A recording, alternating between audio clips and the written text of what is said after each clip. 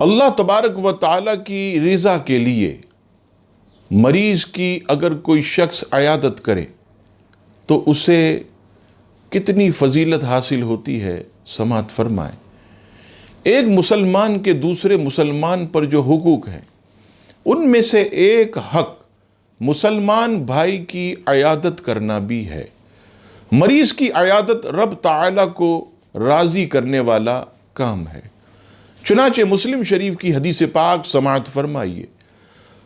حضرت ابو ہریرہ رضی اللہ تعالیٰ عنہ سے روایت ہے کہ رسول اللہ صلی اللہ تعالیٰ علیہ وسلم نے ارشاد فرمایا، قیامت کے دن رب تعالیٰ فرمائے گا، اے ابن آدم، میں بیمار ہوا، تو نے میری عیادت کیوں نہ کی؟ بندہ عرض کرے گا، مولا تو تو رب العالمین ہے، بھلا میں تیری عیادت کیسے کرتا؟ رب تعالیٰ فرمائے گا، کیا تجھے خبر نہ ہوئی تھی کہ میرا فلاں بندہ بیمار ہے، پھر بھی تو نے اس کی عیادت نہیں کی؟ کیا تجھے معلوم نہیں کہ تو اس کی عیادت کو جاتا تو مجھے اس کے پاس پاتا؟ امام نووی علیہ الرحمہ اس حدیث پاک کی شرح میں فرماتے ہیں کہ رب تعالیٰ نے بیماری کو اپنی ذات کی طرف اضافت فرمائی اور مراد بندے کی ذات کو لیا۔ اس سے بندے کی شرافت کو ظاہر کرنا مقصود ہے اور یہ بتانا کہ بیمار حالت مرض میں رب کریم کے بہت قریب ہوتا ہے۔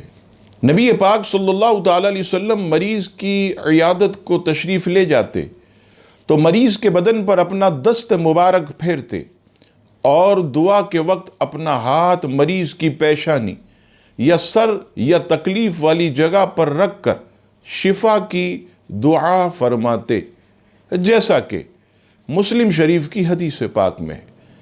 جب نبی پاک صلی اللہ تعالیٰ علیہ وسلم حضرت سعد بن ابی وقاص رضی اللہ تعالیٰ عنہ کی ولادت کے لیے تشریف لے گئے تو یوں دعا فرمائی، اللہم اشفی سعدن، اللہم اشفی سعدن، اللہم اشفی سعدن، اے اللہ سعد کو شفا عطا فرما، اے میرے رب سعد کو شفا عطا فرما، اے میرے مولا سعد کو شفا یاب فرما۔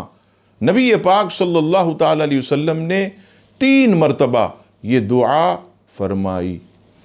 نبی پاک صلی اللہ تعالیٰ علیہ وسلم کی عادت کریمہ یہ تھی کہ مریض کے پاس تشریف لے جاتے تو ڈرانے والی باتیں نہ کرتے، بلکہ نبی پاک صلی اللہ تعالیٰ علیہ وسلم تسلی بخش باتیں کرتے۔ آج کل آپ دیکھیے کہ عورتوں میں یہ رواج ہے کہ کسی مریضہ کے پاس جاتے ہیں یا کسی مریض کے پاس تو ایسی ڈرانے والی باتیں کرتے ہیں کہ فلاں کو یہ بیماری ہو گئی، وہ تو 2 دن میں بیچارہ چلا گیا، وہ تو جو ہے 1 رات بھی وہ زندہ نہ رہا۔